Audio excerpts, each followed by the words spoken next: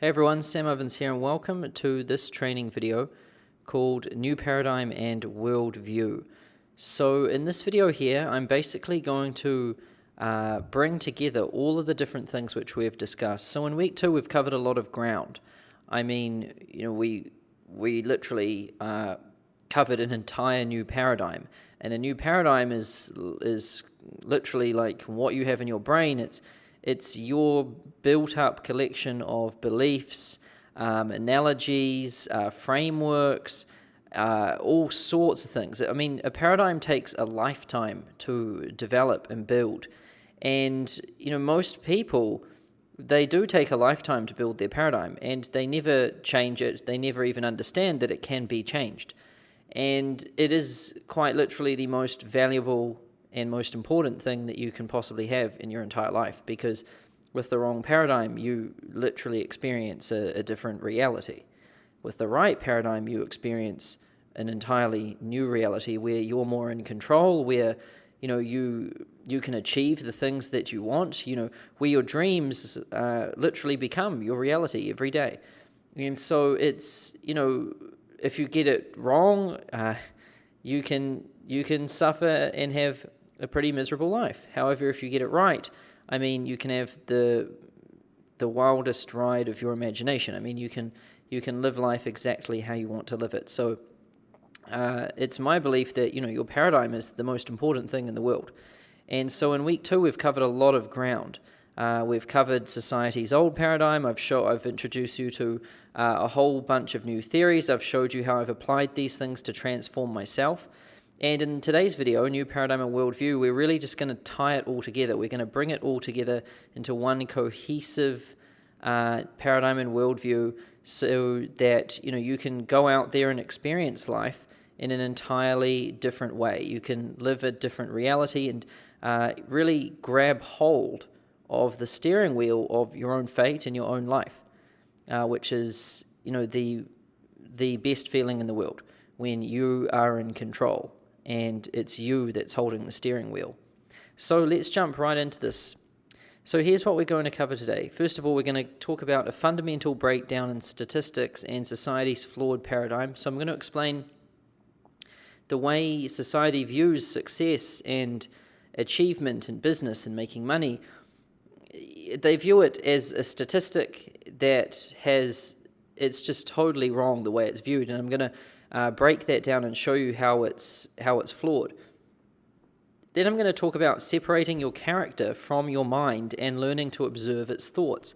So I've talked about in some of the other videos in week 2 how there's really two selves, really. There's the self, which is your character, and then there is your mind, which is controlling your character. However, a lot of other people come to believe that it is one, and a lot of people also believe that the character is controlling the mind. I mean, it's gotten quite mixed up, and I'm going to show you how you can separate those two and how you can learn to observe your character's thoughts. So you can catch those negative thoughts. As soon as they pop up, you can catch them, throw them out, and replace them with the right one, so that you can stop yourself falling down those treacherous negative feedback loops. Then I'm going to talk about breaking the character and learning to pull a gun when it draws a knife. So it's a funny analogy there. Might sound a little strange, but I'm going to explain that in more detail when we jump into this. And then I'm going to show you some personal stories and examples of how I've broken my character and become a new one capable of achieving new levels. So far, I've explained a lot of theory, and I've also explained how I've been able to use this stuff in life to achieve pretty big things. And, I've used it to be able to change a lot of stuff. I've been able to change my life completely. Gone from someone who's very shy and anxious and broke and not very smart through to someone who, is at the top of an industry, and in a very short amount of time, and with a very high net worth at a young age. So it's not just theory. I've been able to apply it to myself and change things, and I've been able to apply it to other people and help them change things. And to really cement this new paradigm, I'm going to explain some personal stories of how I've struggled, and I'm going to explain the negative thought patterns that I used to have and how I was able to conquer them. And my hopes are, by explaining those personal stories, it's going to really help you resonate with these ideas and help you understand everything.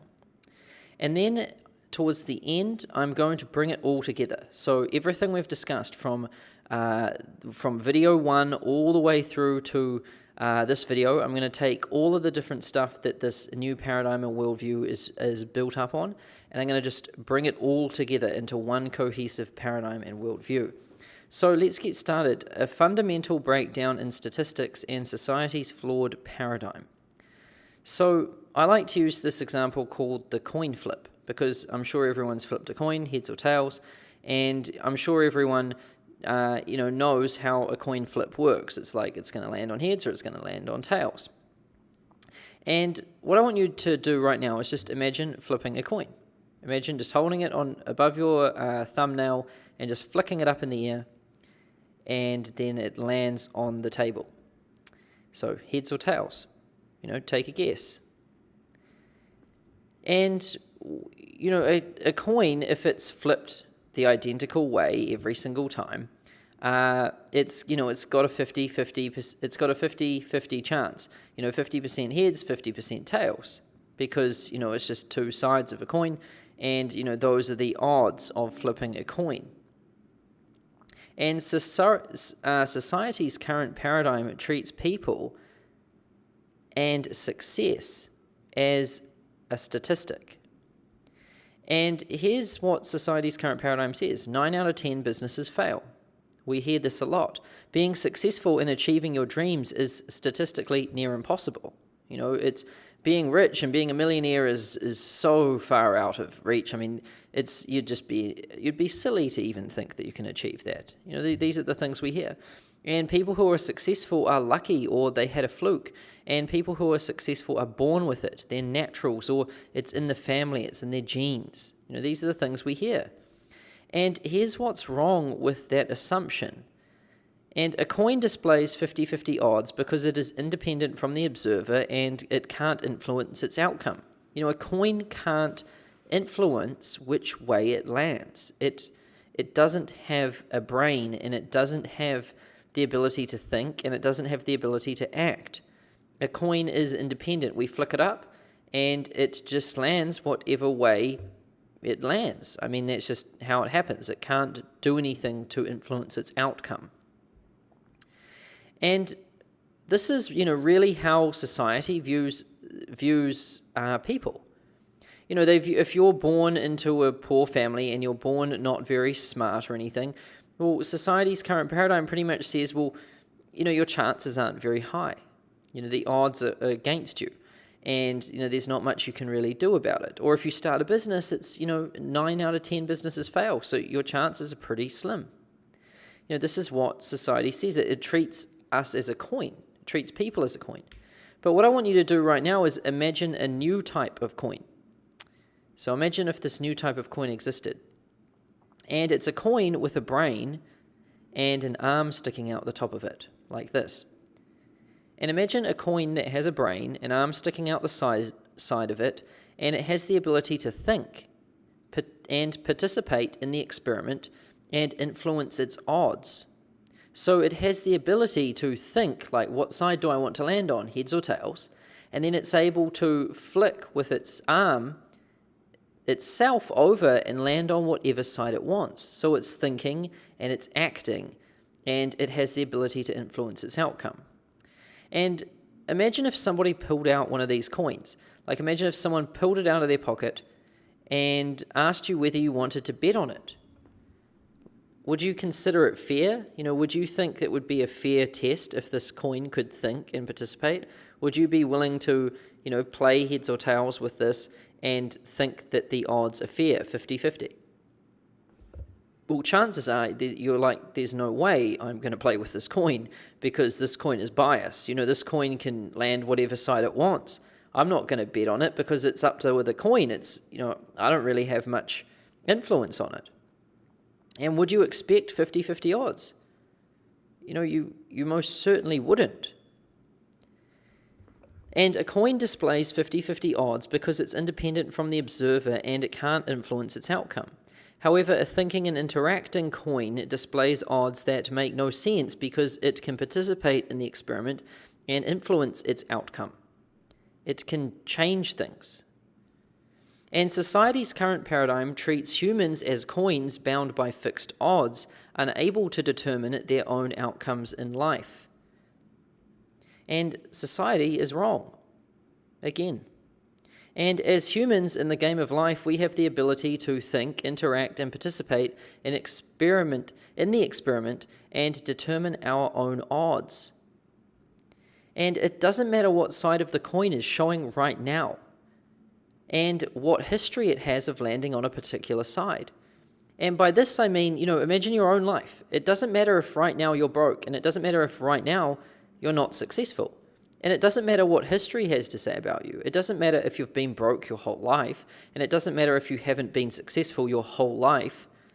You're not a coin which is just bound by fixed odds. You can choose, you can think, you can interact, and you can change things. You can determine what side you land on. And a thinking, interacting, and participating coin has the ability to influence its own outcome and skew the odds however it wishes. And its only flaw is when it forgets that it has this ability.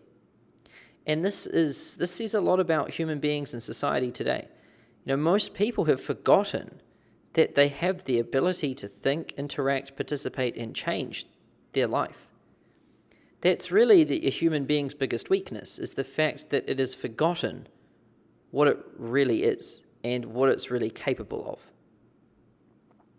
And remember this statement. This statement should just really be resonating and ringing through your brain by now.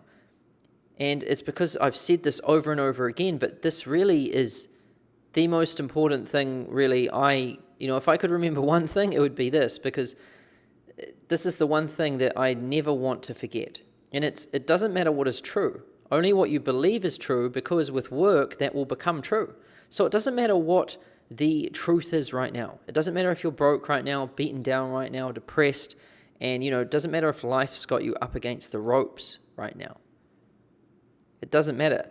It only matters what you believe is true. If you believe that you are capable, if you believe that you can achieve your dreams, if you believe that you can start a business, if you believe you can make money and get clients and be smart, then if you believe that, then you'll put in the work. And by the work, I mean, doing this program, finishing the program, completing the worksheets, and then taking action, picking your niche, crafting your offer, all of that stuff. Because belief with work will become true. That will become your new reality. And here is really the master algorithm of all evolution, and the master algorithm of the universe, and the master algorithm that's in your mind. And it's action, reaction, belief, and reality. And it's a vicious circle. It goes around and around and around. And there's no real start and end because it's a circle. And so we just have to kind of drop into this circle. We have to choose a place to drop in because there is no start or end. And where we want to drop in and intervene is right here. It says intervene here by changing your thoughts and beliefs. You want to change those first. A lot of people, they walk around in life and they're like, I'm going to wait until my reality changes and then I'll make an effort. And, you'll be waiting your whole life. And it won't happen. And, you have to intervene. You have to change your beliefs first. And once you change your beliefs, then you will take action in accordance with confidence with your beliefs. And then when you have a belief and when you take action, you experience a reality and a confirmed becoming. And then based on that, based on the results you see in your own life, you experience feedback, and then you adjust your beliefs and you adjust your actions, and you just keep going around again and again and again and again and again, and that is how you achieve. That is how you grow, and it's amazing how powerful this is. So next time you think the odds are against you, remind yourself that you have a hand in determining those odds yourself. You know, when people talk about odds, and I hear people say odds all the time, like, oh, you can't spend more than this on Facebook ads, or you can't do this because, the odds, I've seen the odds and it says you can't do this. Well, you make the odds. And I've gone again and again and again and again, thousands of times against the odds. And I just bend them to behave the way I want them to behave. Because I make my odds. And you do too. The only problem is that you forgot and you don't believe it. Now let's talk about separating the character from the mind and learning to observe its thoughts. And this is really important, so you want to pay close attention to this. So I've talked about in one of the previous videos in the Alchemy of Self, separating the mind from the character. And I talked about how your character is, who you think you are. And your mind is what's controlling that.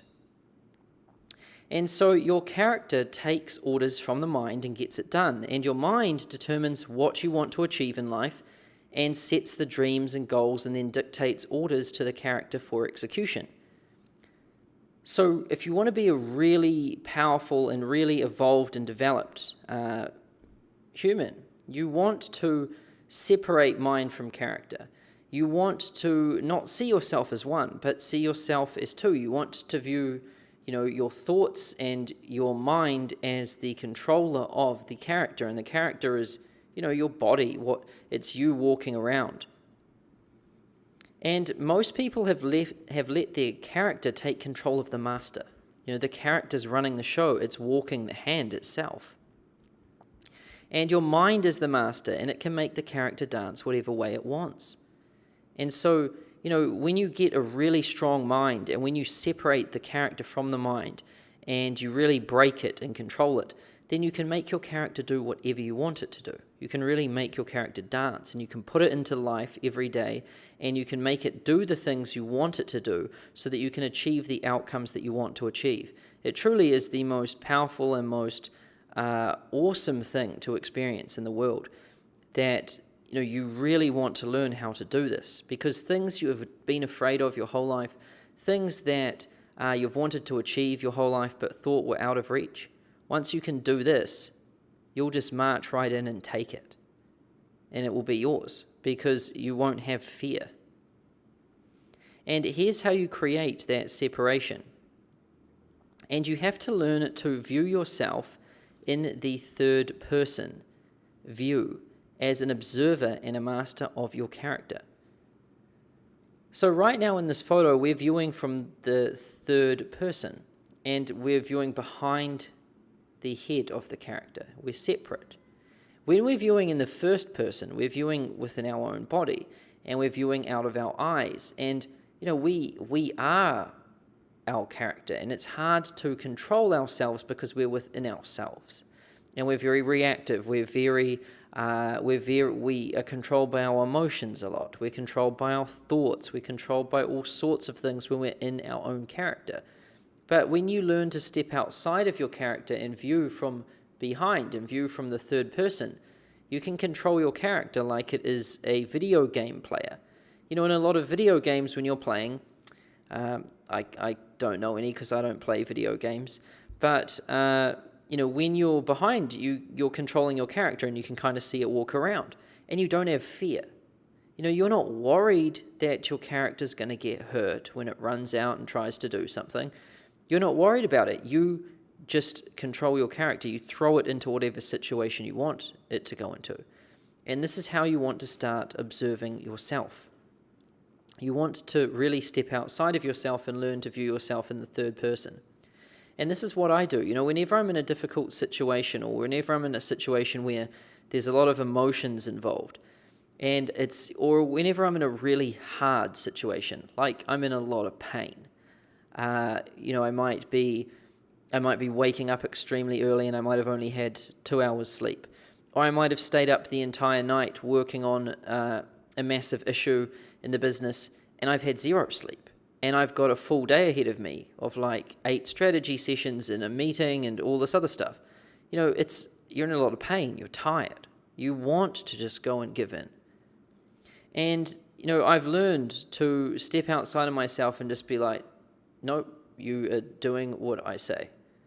And I can make it do whatever I want.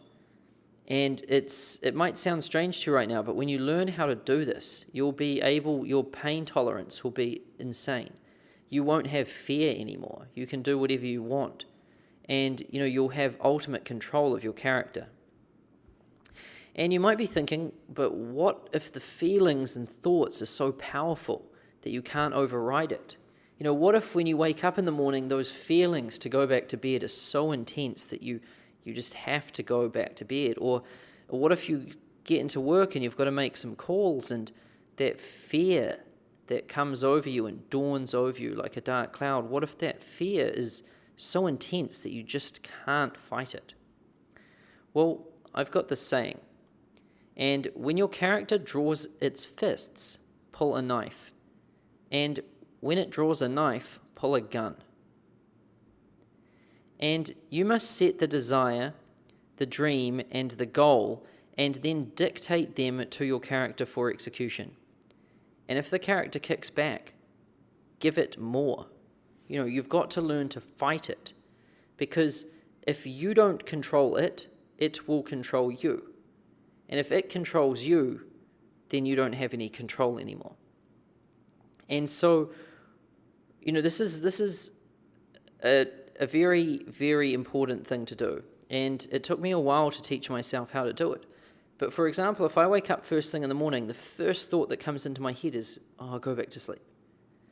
But now what happens is, when I wake up in the morning, that thought comes in there, and I'm like, no, there's no way I'm listening to that. And I'm like, I throw myself out of bed. I throw my character out. I'm just like, don't even think, feet on the floor, out. And then the last thing I feel like doing is going to the gym. And I've taught myself to wake up at 4 a.m. in the morning, sometimes 3:30 a.m. in the morning. It's pitch black. And I don't feel that great a lot of the time when I wake up at that time. I don't think many people do. And you definitely want to go back to sleep, especially in winter when it's negative in New York here, and it's all black and it's snowing and everything. But I just throw myself up, get up, and then I go to the gym, and I just go and do a workout. And so I've gotten good at fighting my character. When I wake up in the morning, my character sticks up its fists. It's like it wants to have a fight. It's like, I want to go back to sleep. And then when I want to go to the gym, my character sticks up its fists again. But I've learned when my character draws its fists, I pull a knife. And then if my character pulls a knife, then I just pull a gun. And whatever my character pulls out, I pull out something bigger, and I fight back, and I kick it back. And you've got to learn to do this if you want to learn to take control of your character. Now let's talk about some personal stories and examples of how I've broken my character and become a new one capable of achieving my goals. So here's me when I got started. I was like 21 years old, broke, shy, and anxious. And then here's me now, and companies making more than 20 million a year, own consulting.com. I live in this place in Manhattan with this view, and I'm quite outgoing compared to how I was back then. So, here was me when I was 21 years old and pretty much making nothing, shy and anxious. And then here's me now making more than 20 million living in Manhattan. And you can see this exponential curve here. Well, along this journey, my character kicked and screamed. And it told me to throw in the towel and return to just being me countless times. Every morning I got up and had to work on my business and work on my dreams. My character, it dug in its claws. It wanted to just stay exactly where it was. It was screaming at me. It was like, this isn't you. You're not this kind of person, and you shouldn't do this, and just go back to being yourself. Just go back to, the life that's comfortable. And it did this to me countless times. It was literally breathing down my neck every single day, and it had me in its grips. And at first, I listened to it. I was like, I better listen to this feeling. And it got me nowhere. All it got me was feeling more depressed because I couldn't fight it. And if I told it to take action and get outside of its comfort zone, it would kick back and overpower me with emotion and endless thoughts. It was powerful. It would just release these emotions which would just take control of me. And then it would release these negative thoughts that I couldn't get out of my head, and I couldn't fight it. And zero progress was made until I learned to fight back and break the character and show it who's boss. And when my character drew its fists, I pulled a knife, and when it drew a knife, I pulled a gun. And over this course of exponential growth and exponential change, the real secret that I have, which I'm explaining to you in this training, is that I'm not the same person now as I was back then. I've evolved myself, and not just once, but multiple times. And, we can kind of see here on this chart, there's like Sam version 1.0, version 2.0, version 3.0, version 4.0, version 5.0, and truthfully, there's probably a lot more versions than that. But every time I want to make growth in my life, I have to evolve myself. And then, you're never done with evolving. That's the thing about evolution. It doesn't just end. It is forever moving, changing. And so, it might sound silly to you now, but, just recently I had a plateau of making about $2 million a month. I know you might be thinking, who would call that a plateau? But I'm telling you, it's just as painful being stuck there as it is being stuck at being broke, because all we want to do is grow and improve ourselves. And so, you have plateaus at any income level. And so, I had a plateau there. And even when I'm making $2 million a month, I have to evolve again. I have to transcend myself. I have to learn how to change myself, because you're never done growing and evolving. You've always got to keep moving forward. You've always got to keep evolving. And so, version 1.0 of myself was the longest period of myself, because I didn't really know I could change. And I didn't experience any progress until I changed. And then the more I changed, the more progress I started to see. And the same will be true for you as well. The person you are now is not the person you will be when you achieve massive success. You'll be a different person. You will be completely evolved. And all of my business and life success has happened through evolving myself, breaking my character, and replacing it with a new one capable of achieving bigger goals. And success happened to me when my character no longer had me in its grips. And I was free to evolve my character in the direction I wanted it to go and become whoever I wanted to be. Now let's talk about some personal stories and real-life examples to help you understand. So, I'll just be totally honest with you. When I was younger, at school, I used to eat a bar of soap to avoid public speaking, because, you have these, well, in New Zealand, it might be the same in America, I don't know, but in New Zealand we had speeches, and we had to do a speech each year. And whenever it was speech day, I would always just eat like a bar of soap, because then I could, act sick, and I could say to my mum, "Oh, I can't go to school today, I'm sick," and then I'd stay home. And, I'd actually eat soap and make myself sick to avoid going to school and public speak. I was that shy and anxious. And I thought I was dumb, and my teachers always said I was dumb. I thought that I don't know times tables. I thought I don't know how to spell. And I thought, I don't know anything. I thought I was stupid and dumb. And other people said I was too. And I could hardly get out of bed in the morning.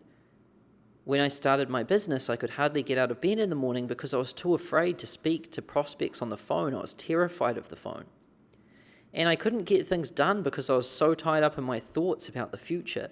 I couldn't get out of my own head. I couldn't take action. I was paralyzed.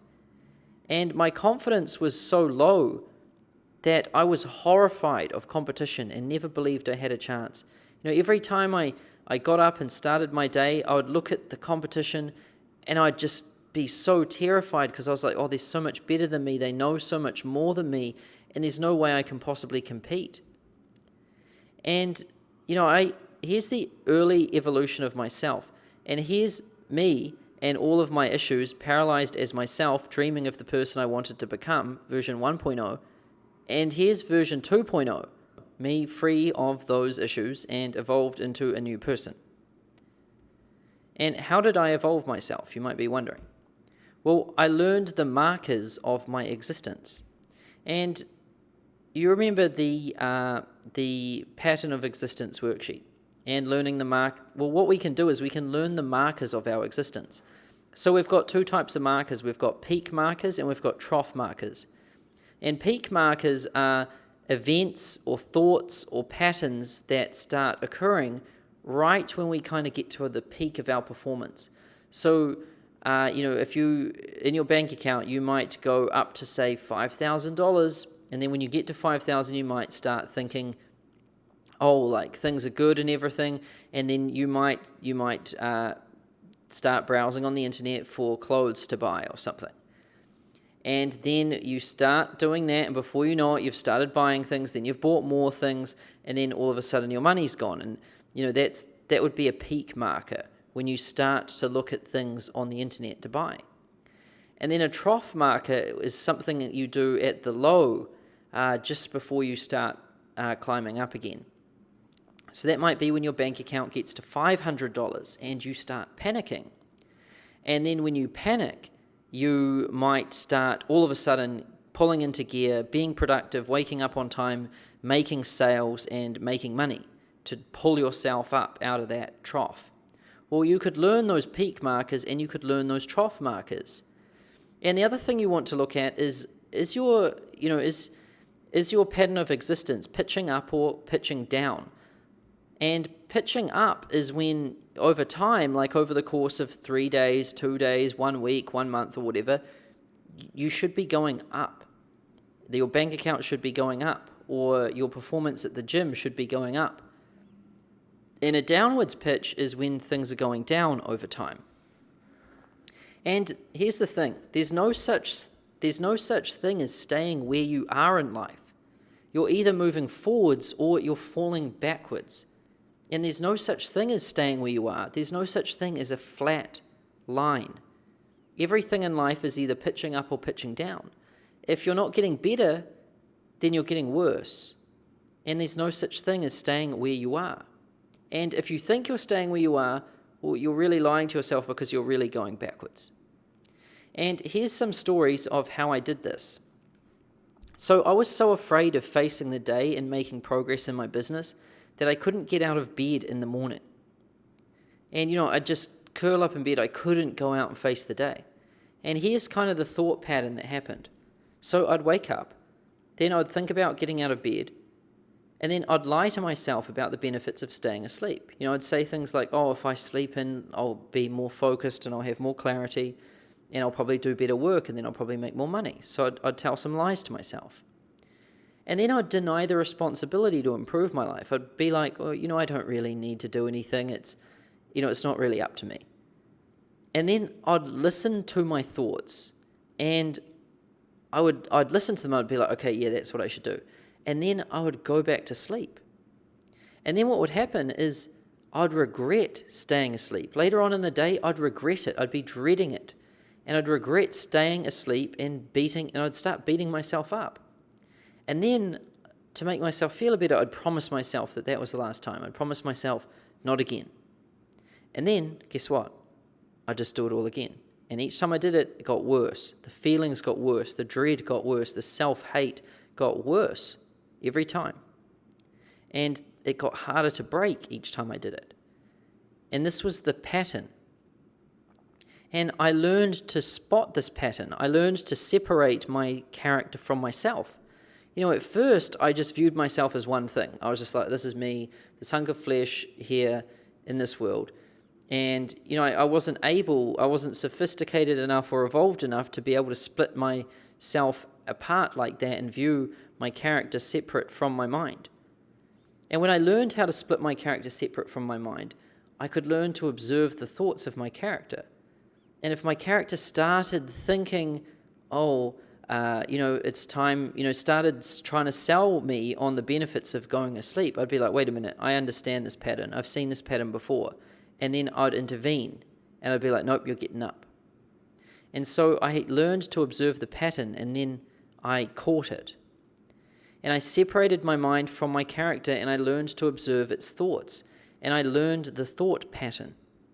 And my character had become so strong that it had me in its grips and was constantly breathing down my neck every morning when I woke up.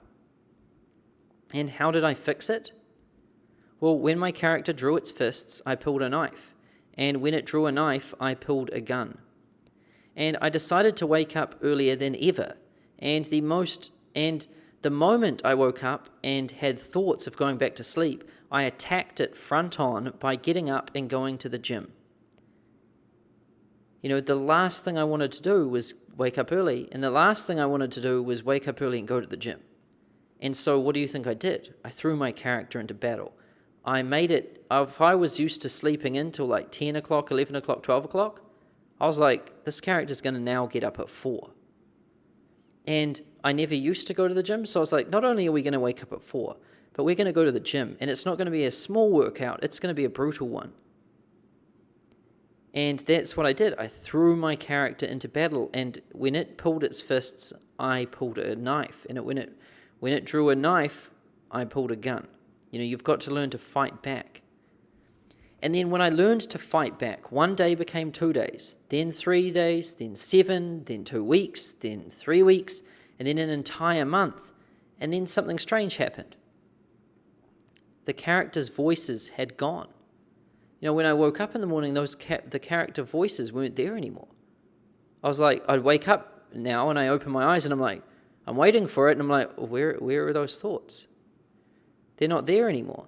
And now when I open my eyes, they're just open. I'm not tired at all. I just sit straight up, put my feet on the floor, and I'm up, and there's nothing. There's no voices anymore, and there's no character that has me in its grips because I obliterated it. And I evolved into the new me. This is when you've transcended yourself and broken one of your thought patterns. You evolve. And here's another one. So I was so terrified of talking to people on the phone that I put off making calls for 3 months and invented things to do to avoid the important. I'd get into the office, and by office I mean my parents' garage, and I would think, okay, I've got to start making some calls. But then I'd look at the time and I was like, oh, it's 9 a.m. People will probably just be getting into the office.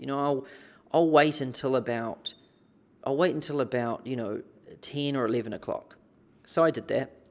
And then at 10, 11 o'clock, I was like, oh, people are probably just going out for lunch.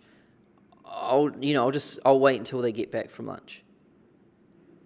And then it would come about 2 or 3 o'clock, and then I'd be like, oh, it's probably the end of the day. People are probably packing up, they're probably having meetings, they're probably getting ready to go home. So I was like, okay, I'll just call them back. I'll call tomorrow. I'll do these calls tomorrow. And then tomorrow would come around, and I'd do the same thing again, and again, and again. And this became everything. This became the thing that just terrorized me.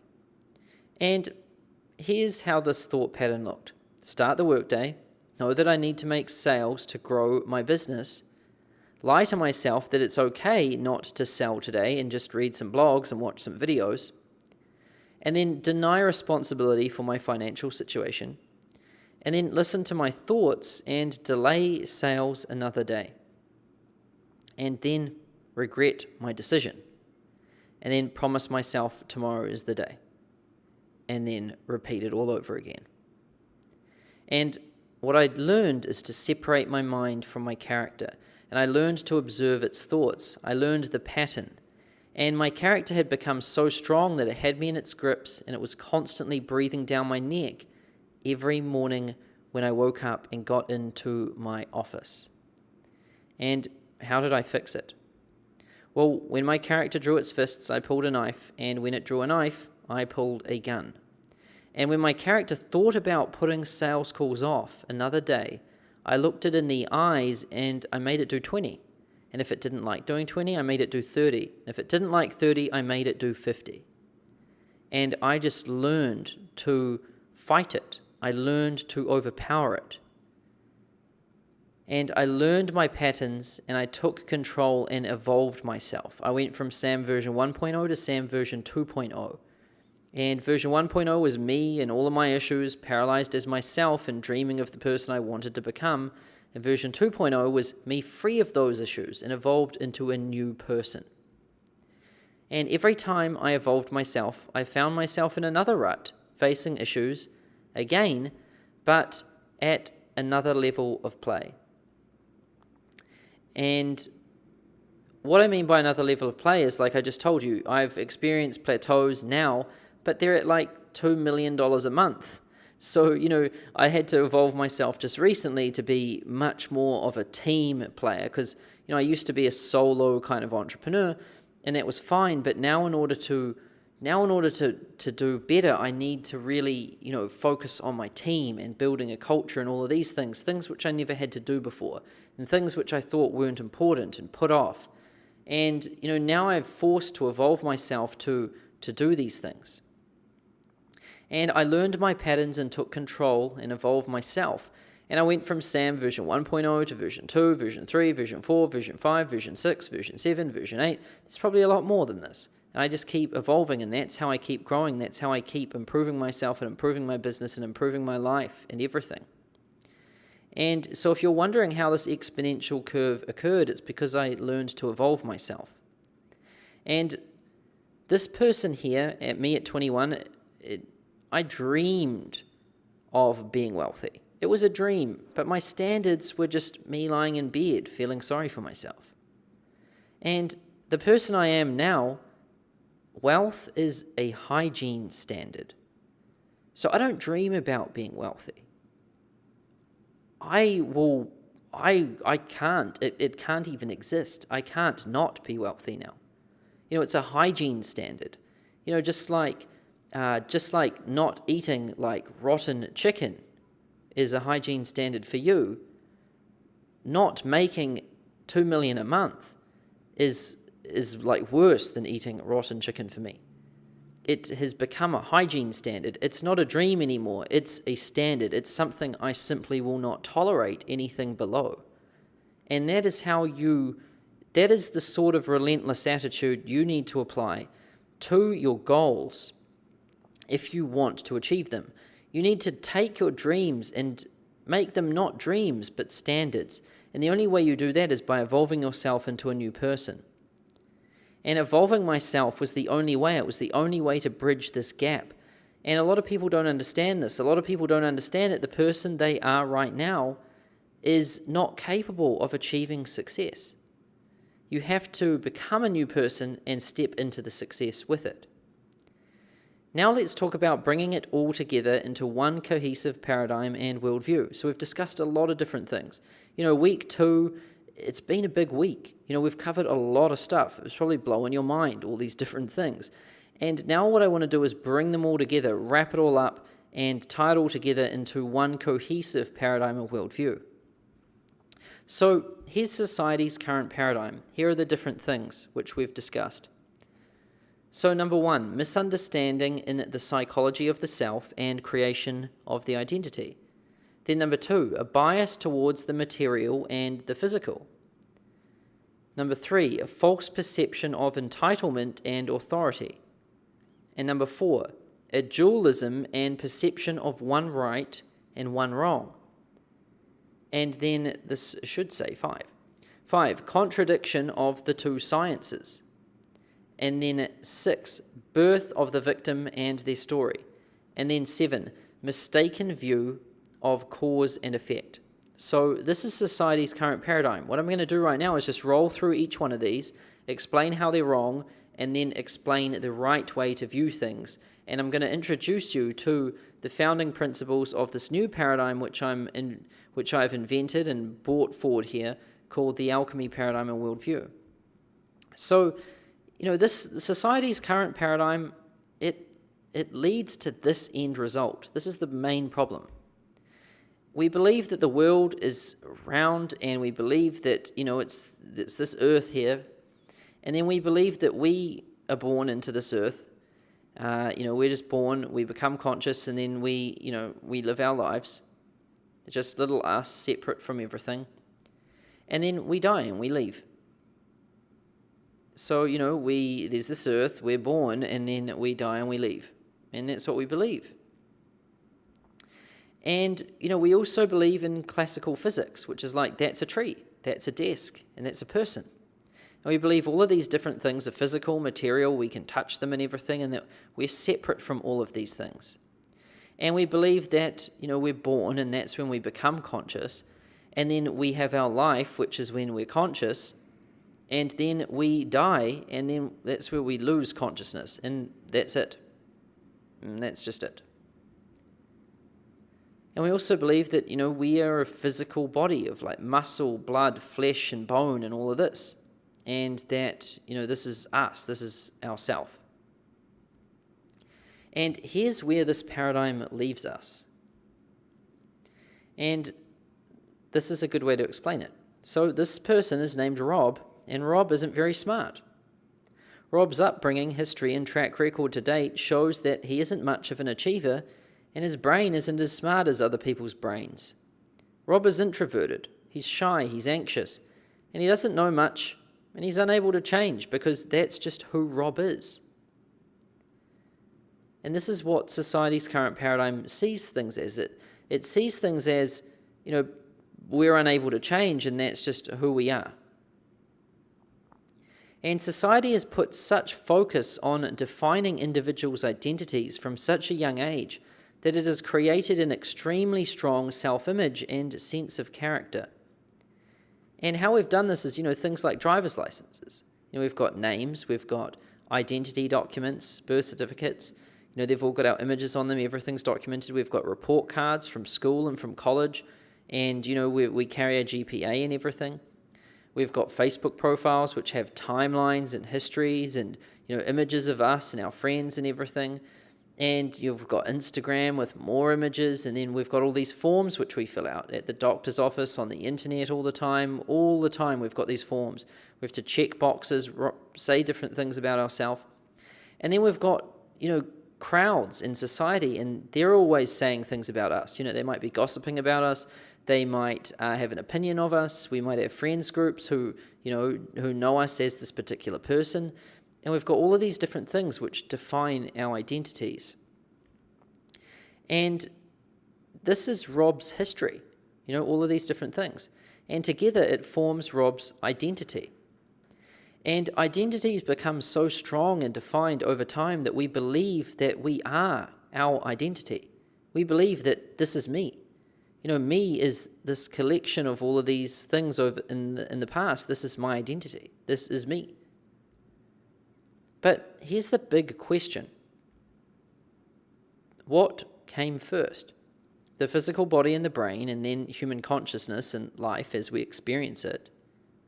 Or human consciousness and then the illusion of the physical body? And our current paradigm and worldview has a bias towards this one. It has a bias towards the physical body. It believes that, we were born and then we have a consciousness. However, I propose a new paradigm and a new worldview and a new way of perceiving reality. And I propose a new paradigm and worldview that sits more on the side of illusion, but without forgetting about the other one entirely. In my paradigm, in my worldview, I believe that consciousness came first and then the illusion of the physical body, and that we can change anything in our physical reality with our minds. And I've proven that again and again and again and again. However, I am not extremely biased to the point where I say you can just forget entirely about your physical body, because you can't. I mean, it still needs to be healthy. Otherwise, before long, all you're going to be thinking about is your physical body, and it's going to ruin your thoughts, and then that's going to ruin your reality. And so, while society is hard jammed biased on this side, I lean a bit more on this side, but in no way am I jammed on this side. I'm kind of just over the mark. If it was 50% in the middle, I'm kind of sitting on 60. And this is the new paradigm or worldview that I propose. And I want to introduce you to the alchemy paradigm and worldview. This is my paradigm and worldview, and it's what I've used to completely change my life and make a lot of money, take control of things that were out of control, and really have a ton of fun and change everything, really.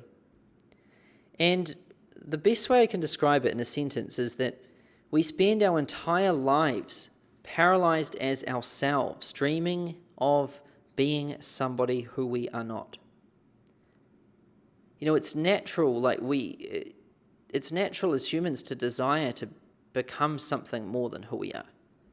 We become ourselves, and there's nothing wrong with that. We go to school, we get these different friends, we believe all these different things, and this is ourself. But then it's natural to desire to become something more than who we are. And when we do that, these two selves are at war. There's who we want to be, and there's who we are right now.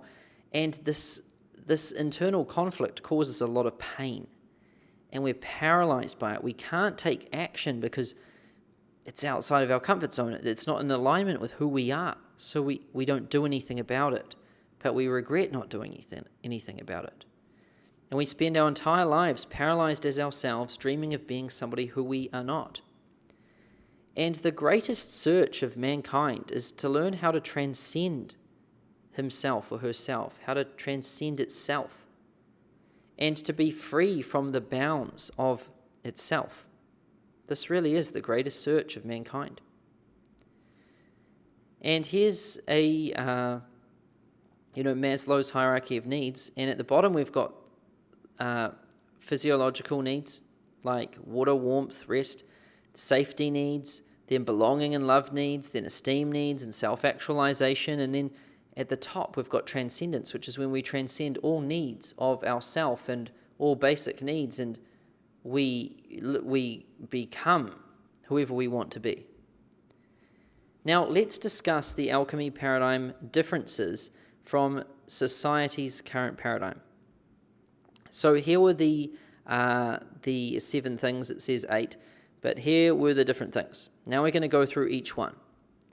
So societies will start off with misunderstanding in the psychology of the self and creation of the identity. So society's current paradigm believes that the self is the person and they are born that way and can't change. If you're just born and your genes define who you are, and your genetics and everything, and if your brain's stupid, then you're stupid. And the alchemy paradigm believes that the self is nothing but the summation of mental programming to form beliefs. And so whatever side you put rocks on these scales in your mind, that is whatever you will believe, and whatever you believe becomes yourself. So society believes the self is a physical thing, and with the alchemy paradigm, the self is just programming. And society's current paradigm believes that the self is the person and that they are left brain or right brain. They're either creative or logical, and they have a particular personality type. Like we did the Myers-Briggs test, the MBTI. And you might be an ENTP or an ESTJ or all of these different things. And that's just you. That's your personality. That's who you are. That's your character. But the alchemy paradigm believes that the self is nothing but the summation of mental programming to form beliefs. And left brain or right brain, and any personality is a learned response from programming. So it doesn't matter if you're creative or logical. You can become the other one, or you can become both. And it doesn't matter what your Myers-Briggs test is, because you can change it. Scientists in society have believed that your personality is who you are, and if you're left brain or right brain, that's just who you are, but you can change. It's just programming. And the alchemy paradigm believes that the self is a character created by the mind, an illusion or a mask, and you can change yourself, and you can change your life from mental programming and stacking rocks on scales whatever way you like, and that nothing is static. So here's the flawed psychology of the self and creation of identity. So we've come to believe that people are born with it, they're naturals, it's in the family, and we've come to believe that we are somebody specific with an identity and characteristics that define us as a person, And we've come to believe that we are ourselves unable to change, and we should love ourselves just as we are without changing anything, and people don't change. Be yourself, stick to your roots, don't forget who you are, stay true to yourself, be authentic. These are all the words that we say in Western civilization and society. And this epidemic has been fueled by the Western world going through life trying to define the question, who am I? And people have been trying to find themselves by asking, who am I? And seeking out things that are like them. And they think, that's not me, this is me, these people are like me, I associate with this thing, and I am this person. And this sense of self and character gets very strong and defined over time, and we form an identity and we build our entire lives around things that confirm its existence. And the issue is, as humans, it's natural to desire more than who we are. We dream of improving and growing, and we form this image of our desired self. However, that's when all of the conflict comes. Every time we try to become this desired self, we are out of alignment with our current self, and that's when the chaos comes, and we live lives paralyzed as ourselves, dreaming and full of regret about who we could have been. And this is the alchemy paradigm and worldview on it. The removal of the static self for the becoming self. So the Western world has cemented beliefs like be yourself, stick to your roots, don't forget where you came from, and don't lose yourself in the pursuit of success. But have you ever stopped to think about who you really are? And where is this thing you call the self? And the self doesn't exist. It's merely your clinging to an identity built up of stories about the past. And every person in the world wants to improve and grow, and that's impossible when you don't want to lose yourself. And it's been my observation that the only way to achieve success is to become the person who deserves it. And when we become this new person, we are no longer ourselves. And you see, this is the issue with Western philosophy. We believe we are something when we aren't anything. And the only question that's important is, who are we becoming? Who are you becoming? It's not who are you, it's not who am I, it's who are we becoming? So that's the first one crossed off. Misunderstanding in the psychology of the self and creation of the identity. I'm sure you understand that one right now. It's not who am I, it's who am I becoming. And the self doesn't exist. The self is just the summation of mental programming. It's just, your mind's an on-off system. It's just whatever way you've stacked the rocks, and you can stack them different ways. And number 2 is a bias towards the material and the physical. So society's current paradigm believes that things are all physical. They're material. You can touch them and knock on them, like this desk. It's hard. It's physical. I can touch this thing. And so we believe that that's a tree. Trees are trees. They're hard. They're physical. They're there. And desk is a desk, and a person is a person made up of flesh and blood and bone and all of that. And we also believe that, a person is separate from a tree. There's distance in between them, and the person has nothing to do with the tree has nothing to do with the person. They're separate things. And, we believe that we are separate from objects. If you look at an object on your desk right now, like I can look at this cup of tea here, I'm looking at it, and, there's space in between me and the cup of tea. We're separate. I can't influence the cup of tea. That cup of tea can't influence me. And society's current paradigm leans on the bias of physical and material. So it believes that, the physical and the material is there, and it believes that it's the most important. And it believes that, nothing is really mental, everything is just physical, material, mechanical. And this leaves us feeling all alone in the world, and at risk of things outside of our control. When I believed this, I was constantly afraid. I was constantly afraid of, what if I get sick? What if I'm in some accident? What if I go somewhere dangerous? What if I slip over and hurt myself? And what if my business fails? And what if all of this different stuff? There were so many different things that could go wrong. I was horrified. It was terrifying. And I was also why am I so alone? I'm in this huge world and so disconnected from everything. However, quantum physics shows us that these things aren't really things. If what we see with our eyes is a tree and a desk and a person, however, if we zoom right in under a microscope, these things aren't really things at all. They're just a bunch of atoms spinning around. And it's mostly nothing. It's like 80% nothing. There's a lot of space in between these atoms. And so a desk, which we think is a desk and that we can touch and it's hard, if we zoom right in with a microscope, it's actually just a bunch of atoms spinning around. And so with the new alchemy paradigm and worldview, I propose a new paradigm that views life as an illusion created by the mind that is built up from programming and beliefs. So I believe when we look around that, this cup of tea is nothing but particles just spinning around, and it's just my mental programming that perceives this as something physical which I can touch and feel and everything. And all of life and what we can see as reality is nothing but a magnificent illusion created by our own mind. When I walk around outside and I look around, I'm like, wow, this thing looks very real. This all looks very real. And isn't it magnificent? How real it really is. But, really I know deep down inside and in my mind that it's not really real. It's an illusion. And not an illusion to the point where I'm like, oh, this is just stupid. There's no point in playing this game. It's, this is life. It's like you want to make the most of it. But the awesome thing about realizing that life is nothing but an illusion is that you can change it. You can influence it. You can push it and it will move.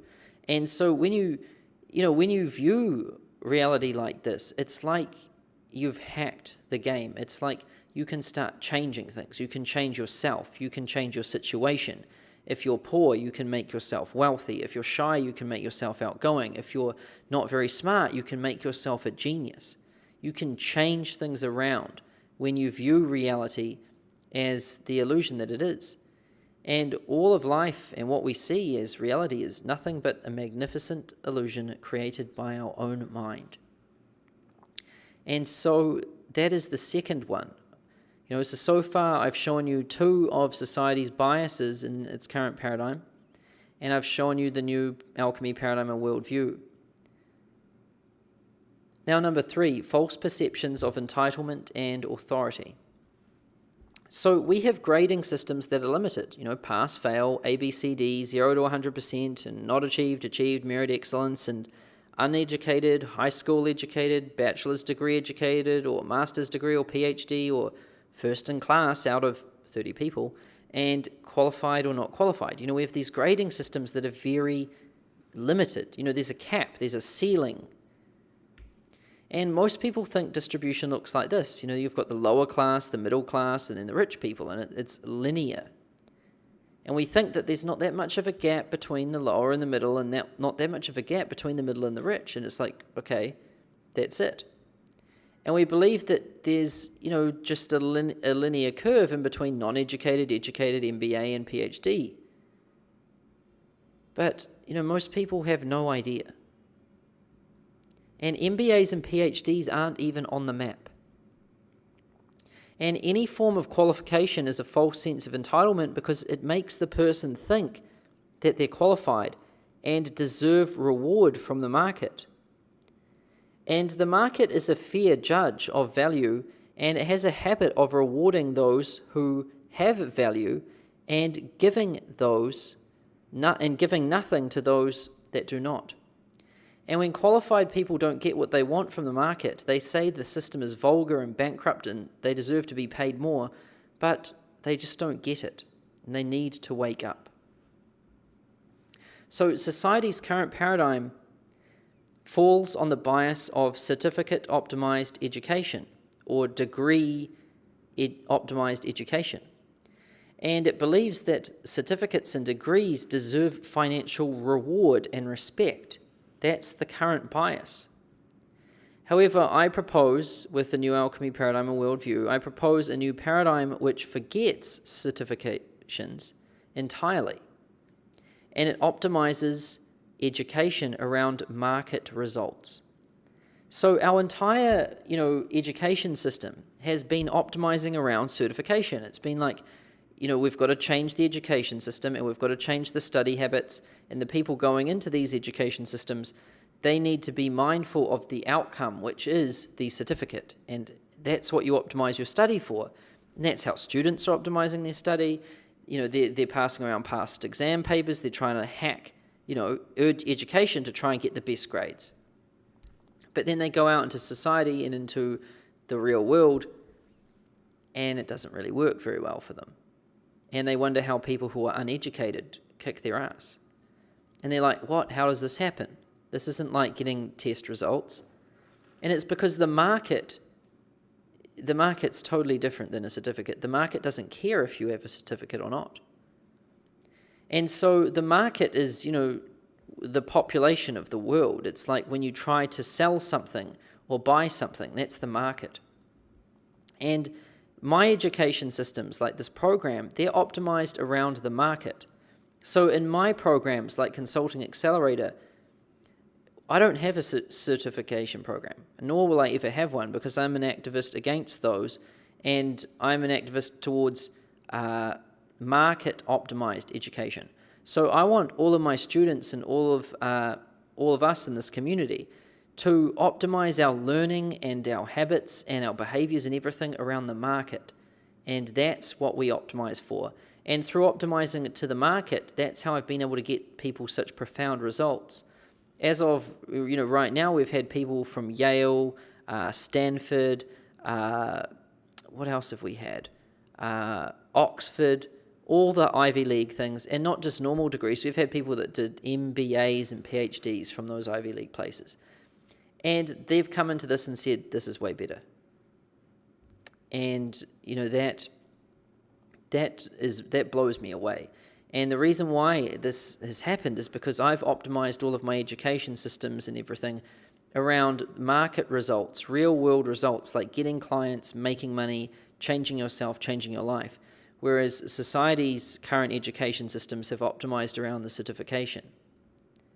And so that's the third one, crossed off. Now, dualism and the perception of one right and one wrong. So mankind's big question, what is right and what is wrong? And what is the right way and the wrong way to live? And here's the current state of how we are divided. Right and wrong. We believe that, making money and being a billionaire on Wall Street is wrong, and, just meditating is right. And we believe that being at the beach is right and relaxing in nature is right, but being in the city is wrong. And we believe that, that history is more right than visions of the future. History tells us everything, but visions of the future, they don't tell us anything. And we believe that eating vegetables and fruit and all of this is healthy and right, and that eating a greasy cheeseburger like this is wrong. And we believe that, going to university and getting good grades and qualifying and, graduating is right, and that dropping out of college is wrong. And we believe that, being happy is right and being sad is wrong. And we believe that science is right and, religion is wrong. And we believe that giving money to charity is right, and that, being a greedy billionaire smoking cigars and walking around in $100,000 suits is wrong. And we believe that going on adventures in nature and hiking up mountains is right, and being in the office, grinding and making sales calls and making money and being behind the computer is wrong. And here's dualism and the perception of one right and one wrong. So our mind is a programmable on-off system that divides thoughts, memories, and experiences into categories such as me or not me, right and wrong, for and against, good and evil, past and future, friend and enemy, true and false, and this division of opposites is the only way we can make sense of things, and it's called dualism or duality. And we grow up thinking, who am I? And every experience, memory, and thought stacks a rock on one side of the scales, me or not me, right and wrong, and good or bad. And over time, this sense of self and identity gets very strong and defined, and we define ourselves as a particular person, unable to change. And society develops the same way we do ourselves, except as a collective group of the individuals within it. And society develops over time thinking, who are we? And every experience, memory, and thought stacks a rock on one side of the scales, right or wrong, good or bad, like us or our enemy. And as a collective group, society develops a sense of identity unable to change. And dualism is the cause of all conflict within you as a person, and dualism is the cause of all conflict within the world as a society. And the solution in the alchemy paradigm or worldview way is to become non-binary in balancing your poles. So we must understand the nature of our own mind and the dualism experienced by the division of opposites. So we must understand that all conflict within ourselves, society, business, and everywhere else exists through resistance to change. And we understand that the key to all evolution is variation, and the thing that slows it down and causes problems is a clinging to identity built up from stories of the past. And we must let go of who we currently are to become of who we want to be. And that involves doing things which we have ignored, judged, and victimized with our current self and its identity. And we understand that holding a firm side on anything while ignoring the opposite will require us to eventually face the opposite. And this is why we must understand the dualism that exists in our own mind and lose the binary stance of one true right and wrong and one true me and not me. And if you want to evolve as a person and grow into a better version of yourself in life and in business, you must consider the side of you that is hidden in the dark and bring it into light. And if you're an introvert, it's time to speak up. If you're an extrovert, it's time to quietly reflect. And if you've never been smart, it's time to become a genius. And if you've been anti-science, it's time to look at science. And if you've been anti-religion, it's time to look at religion. And if you've been money-obsessed, it's time to look at spirituality. And if you've only considered spirituality and ignored money, it's time to start making money. We have to balance our poles, because when we just do one thing and ignore the opposite, we are eventually forced to face the opposite. And that is dualism and the perception of one right and one wrong. Then, contradiction of the two sciences. So we've got classical physics, which I've told you about, which is things are things. That's a tree, that's a desk, that's a person. These are things and they're physical, we can touch them.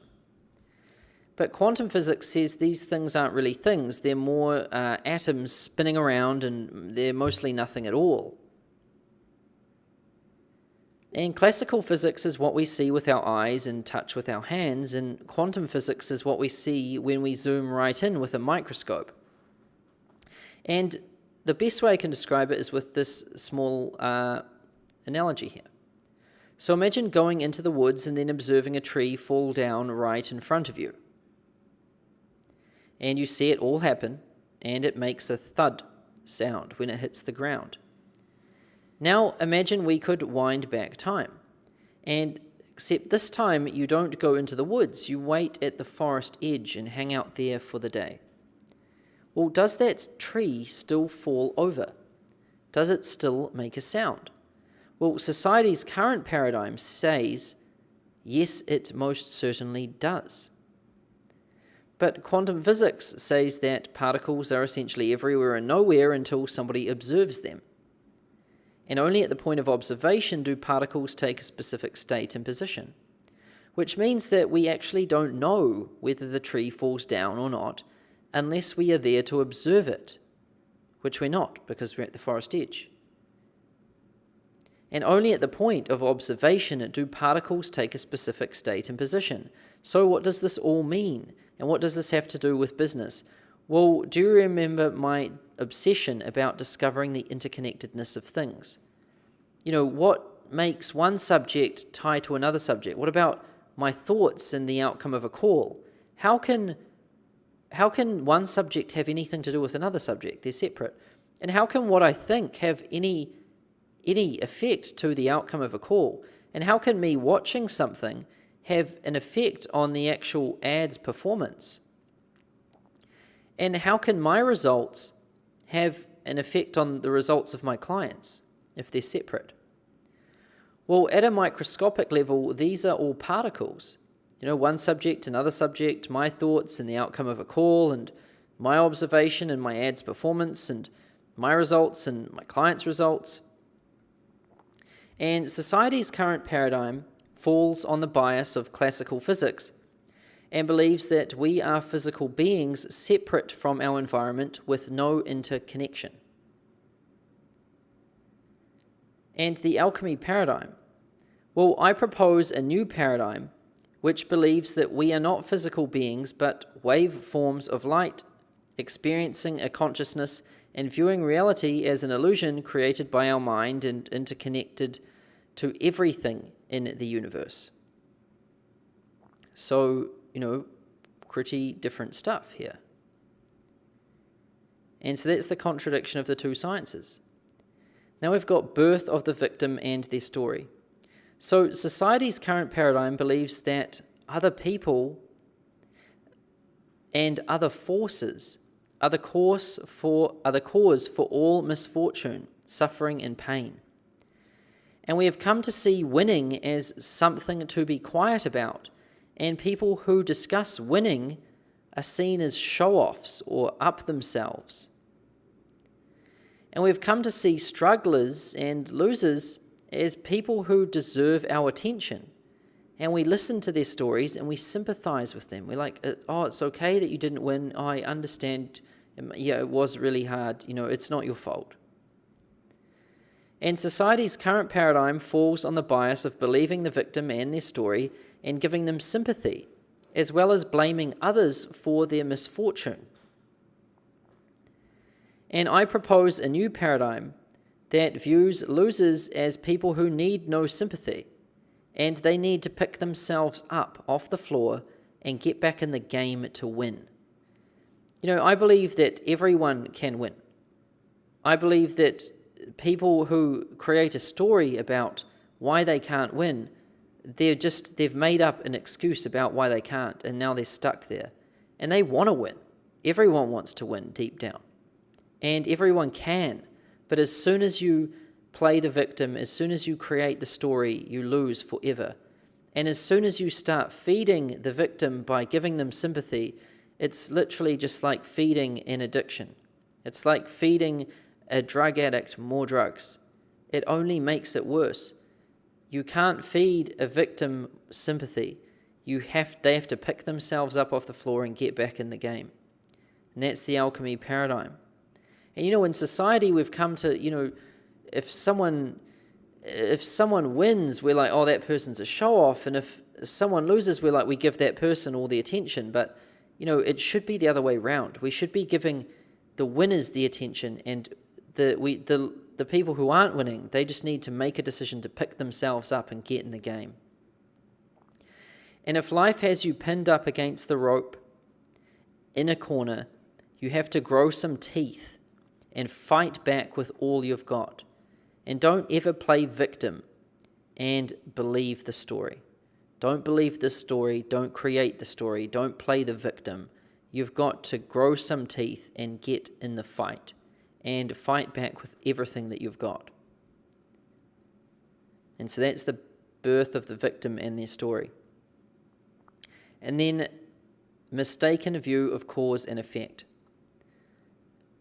So we believe that, society's current paradigm believes that a person is separate from a tree. There's space in between these things. They are separate. They are not interrelated. And we believe that we are separate from an object, and the space in between is distance. And society's current paradigm views what's out there as separate from what's in here in our own mind. We can't influence separate things from us with our minds. And society's current paradigm understands the concept of physical cause and effect, but not mental cause and effect.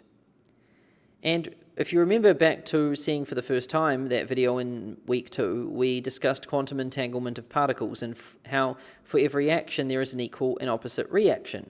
Action, reaction. If one particle has a negative spin, the other particle has a positive spin, and so on and so forth.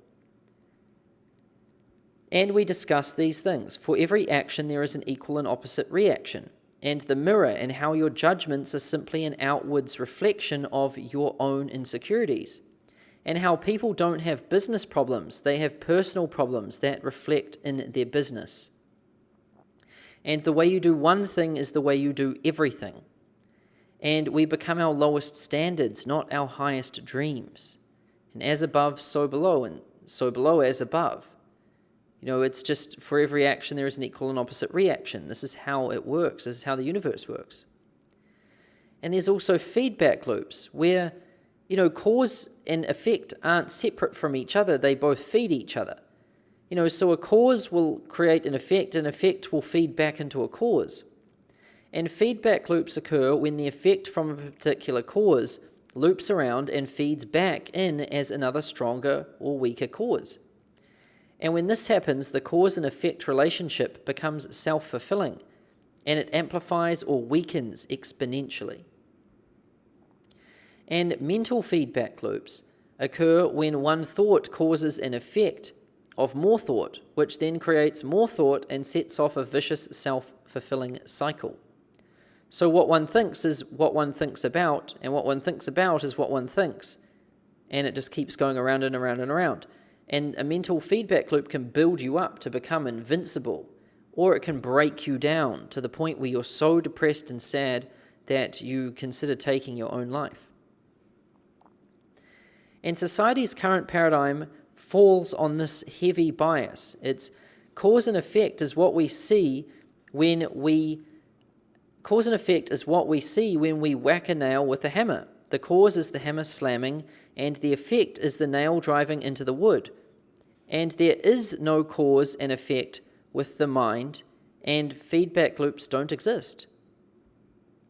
However, the alchemy paradigm and worldview, and the way I believe things are, is cause and effect is mental. And what we observe in the outside world is a reflection of what we hold in our mind. And as above, so below. So for every action there is an equal and opposite reaction. Judge others, others will judge you. And cause and effect goes in a feedback loop exponentially up or down. And that is the mistaken view of cause and effect. So that's the alchemy paradigm and worldview. And it's an entirely new paradigm to use to perceive reality in an entirely different way. And it's so profound, it's like seeing for the first time. And all of life and what we see as reality is nothing but a magnificent illusion created by our own mind. And what we see and experience in life is not reality. It's more reality exposed to our method of questioning. And simply put, your hypothesis affects your outcome. And your current situation is your hypothesis. So, in life you have to set a hypothesis. It's like what you think is going to happen. Well, my current situation is this, and if I take this action, then I think I'm going to get this outcome. And then that's your hypothesis. Then you've got your action, and your action is the action that you take.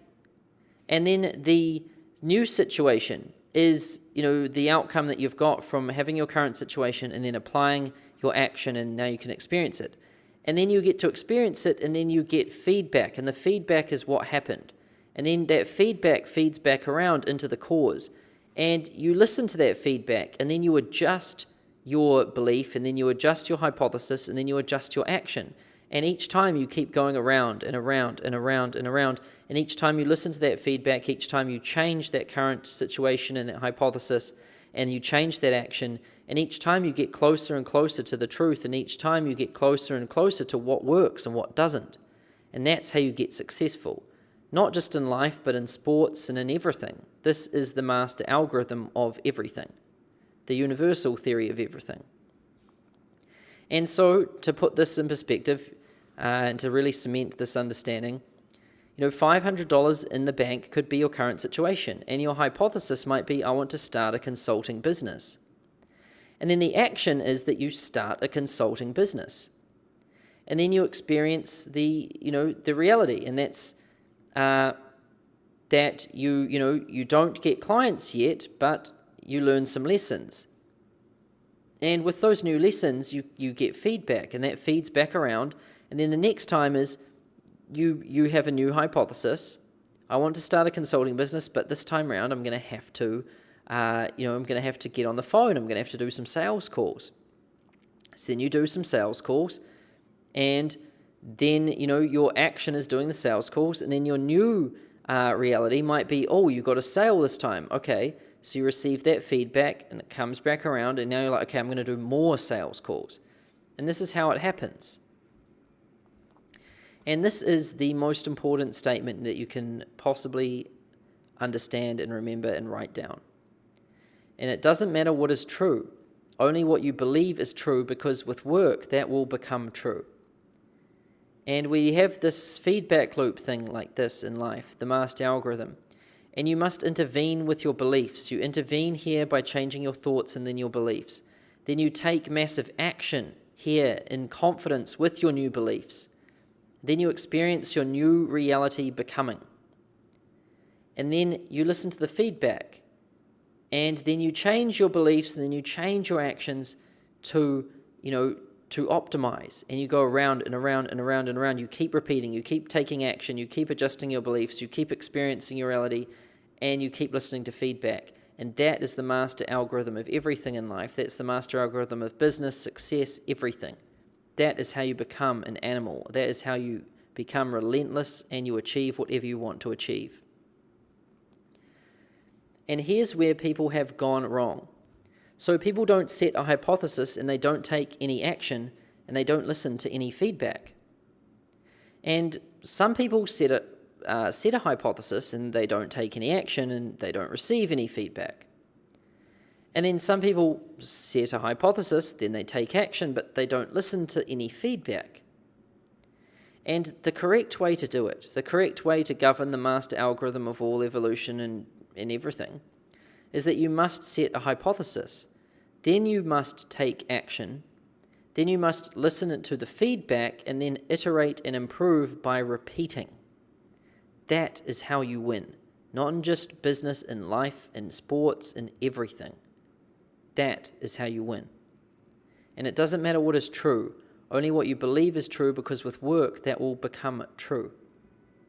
And all you think you are is an identity that your mind created, and the optimization engine is jammed. And you have to learn to take off the mask and realize that you can become whoever you want to be in life. And as Shakespeare said, all the world is a stage, and we are merely actors. And to be or not to be is the question you have to ask yourself when it comes to your mask and choice of character. And the question is, who are you becoming? And it doesn't matter what is true, only what you believe is true, because with work, that will become true. And this took me, an entire lifetime to figure out and put together. And when I did it, it changed my life more than I can possibly put into words or explain. I went from being someone who was shy and anxious and couldn't get out of bed and couldn't leave the house. And I was completely broke. I thought I was stupid, and history said that I was, so did everyone else. And I was able to completely change it. To the point now where I'm making more than $20 million a year, and Forbes put me in the Forbes 30 under 30 the other week, and they valued my net worth at 65 million US dollars, which is almost 100 million New Zealand dollars. It's about 95 million. And that's more than I could ever imagine. 65 million US, that's quite a lot of money for 27. I'll easily have more than 100 million by the time I'm 28. And I'll have way more than 500 million by the time I'm 30. And so, this isn't just some crazy paradigm which I just cooked up. This took me an entire lifetime. If I had to estimate how many hours of study and research I've put into this, I would probably say around 30 or 40,000 hours and it's changed my life more than I can possibly imagine, and it can really do the same for you. And I'm sure this new paradigm will change your life too. So welcome to your new reality. And we've discussed all the things about society's current paradigm. We've gone through them all. We've discussed why it's wrong, how it's limiting people, how it's limiting you, your life, your success, your finances, everything. And here is what I believe, and here is what, here is the new paradigm which I'm introducing to the world. And the way I see it is that, reality is an extremely popular delusion. And so what happens is when someone goes crazy, when someone goes insane, we say that that person is delusional. And, it's really, how are we to know that they're delusional? How are we to know that we're not the delusional ones and they're not the sane ones? And the only thing that really we can say is that why we're insane and why we're sane and why that person is insane is because a lot of us believe that we're sane. And just because a lot of us believe something doesn't mean that it's true. In fact, in a lot of studies and a lot of things, the more people that believe something, the more it's likely to not be true. So the way I see it, the world the way I see it, is that everything we believe is real, and everything that we see and experience in reality, it's just an extremely popular delusion. And all of life is a delusion. It's just this one's extremely popular. And it's been built up of thousands and thousands of years of programming. And here's what I believe in the new alchemy paradigm and worldview. So the self is nothing but an illusion built from mental programming. And all of life is simply a magnificent illusion created by your mind. And the only true judge of success is when it is put to test in the market. So there's no merit for certificates, no merit for qualifications, no merit for history. The only test is when you put something to the market and you test it. And there is not one definitive right and wrong, just what is popular belief at the time. So we can say, sure, at this moment in time, in this society, this is considered right. But in another society, it might be considered wrong. And at a different point in time, it might be considered wrong. And so there is no such thing as one right and one wrong. It changes. And physical science is an illusion of, it's the really material.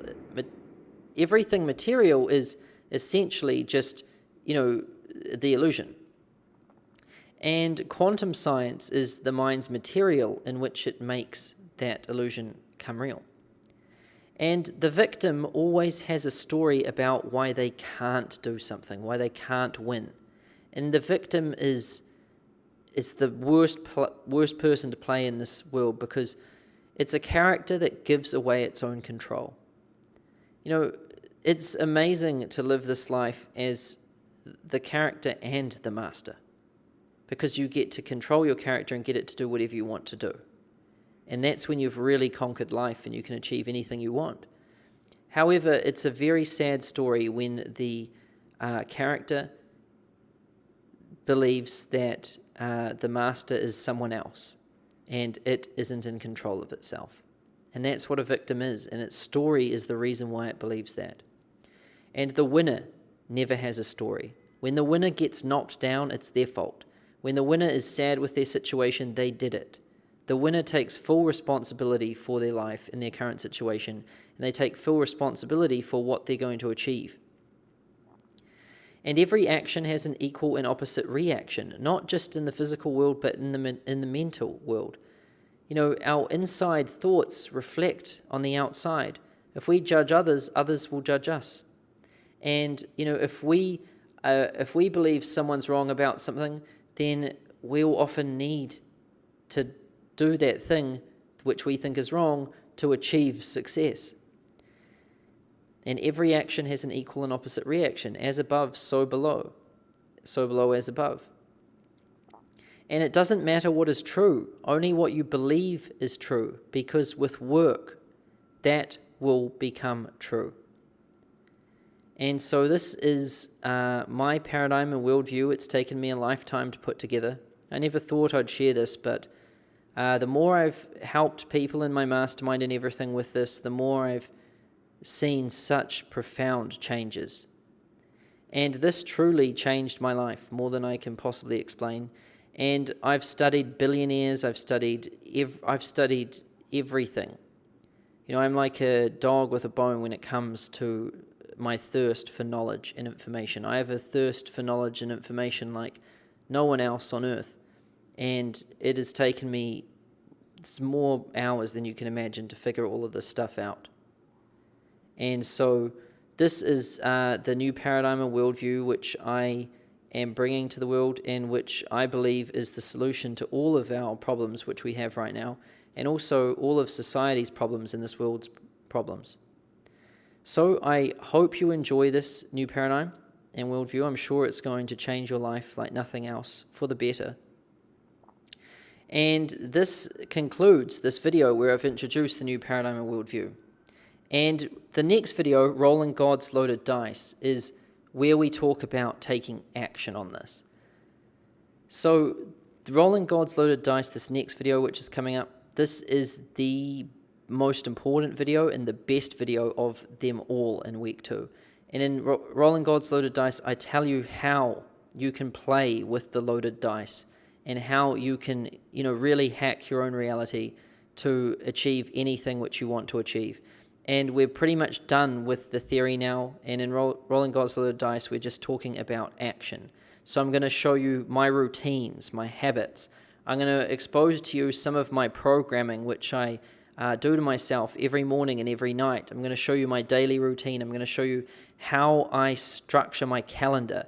I'm going to show you everything I do and everything which I do on a daily basis to get my mind into this state so that I can go out there and win, and so that I can be relentless, and that I can, do things which are considered, physically impossible by other people. So thanks for watching this video, and I will see you in the next one. And make sure you watch the next one, because it is a big one, and it's where we're going to start putting this all into action for you, and it's going to change your life. Thanks.